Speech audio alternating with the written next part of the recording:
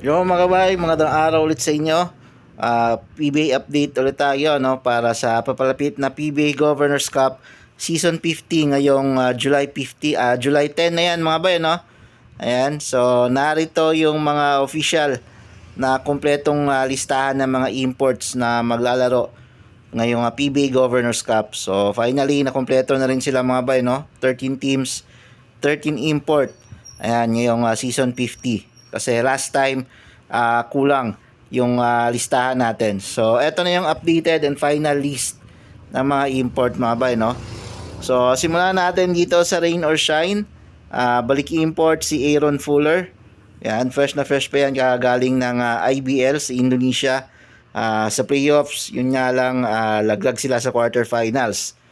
And then ang kasama niya dyan, which is naglalaro ngayon na import naman sa Magnolia Chicken Templados Hotshots na si KJ Buffen. Teammate niya to sa Ran Simba Bogor, ano? Na IBL team niya. Pareha silang magka-teammate doon. So ngayon, magkalaban sila ngayon naman dito sa PBA, sa Governors Cup in July 10. Yun nga lang, merong problema dito kay KJ Buffen mga bay, no? Kasi hindi siya naglaro nung huling tune-up game ng Magnolia against Tira Firma yata yon, kung saan natalo yata yung Magnolia dun sa game na yon. Kasi ayon sa report mukhang injured yata, na-injured itong si KJ Buffen mga bay, no? Walang mga exact report kung malalaba yung injury niya or hindi gaanong kalala. Ayan. So, posibleng hindi natin alam kung baka palitan nila itong si KJ Buffen mga ba, no? Bago magsimula yung Governor's Cup ngayong July 10. Ayan, kung malalaba yung injury niya talaga or mag-stick sila dito kay KJ Buffen, and kung mild lang yung injury niya, baka hintayin na lang nila na makapaglaro ulit itong si KJ Buffen para sa Magnolia. Kasi based dun sa mga tune-up games nila, no, medyo magaling din naman tong si KJ Buffen mga bay. And kung pagbabasihan ninyo yung laruan niya sa IBL, magaling na player and maibubuga din tong si KJ Buffen. So sayang kung hindi natin siya makikitang maglaro officially sa PBA Governors Cup ngayong simula na July 10. Yan. Tapos dito naman sa Phoenix, nandiyan si BJ Johnson. Yan, bagong import. Sa TNT naman, temporary import, Darius Days. Ayan, so late October pa makapaglaro ulit si RHJ. Sa SMB naman, si George King. Tapos sa NLEX, si Dequan Jones. And then, yung Macau Black Pandas mga bay, no? Ito yung Macau Black Bears nung Commissioner's Cup. So, nagpwede naman sila ng pangalan. And binabandera nilang import ngayon si Devondre Perry. Ayan. So, nandito na sila ngayon sa Pilipinas, and nakapag-tune up game sila sa Rain or Shine kanina. Yun nga lang, talo sila. Pero hindi pa sila kompleto mga bay. Yung lineup nila. And may mga additional players din sila sa lineup nila. Nandiyan si Kobe Lam. So, dating naglaro sa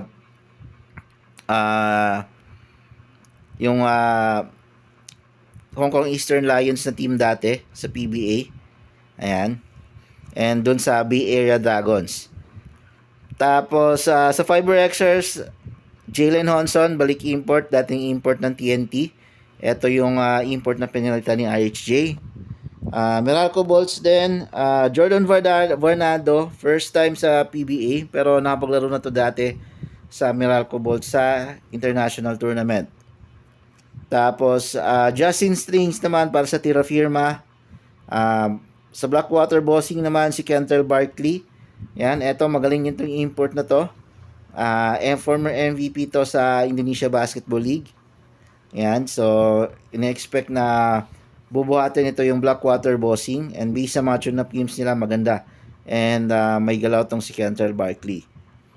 And sa finally sa Titan Ultra, meron na silang import mga bayan, si Tyrell Brown. Ayan. So bagong import din to, nasasala ngayong PBA Governors Cup.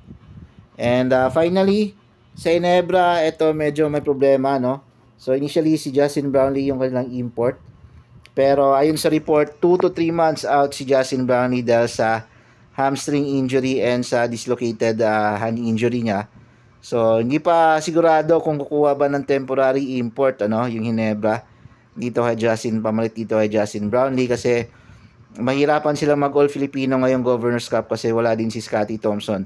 So 6 weeks din bago siya makabalik galing injury. So kung sakali naman makakabalik si Justin Brownlee mga late October din. Same with RHJ, ano? Maganda-gandang matchup din to kasi yung Governors Cup extended siya until December.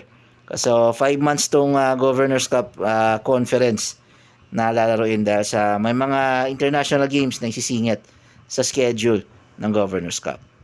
So yun mga ba yung updated na import list. So i-update natin kung magpapalit ba ng import yung Magnolia at Barangay Ginebra. Okay?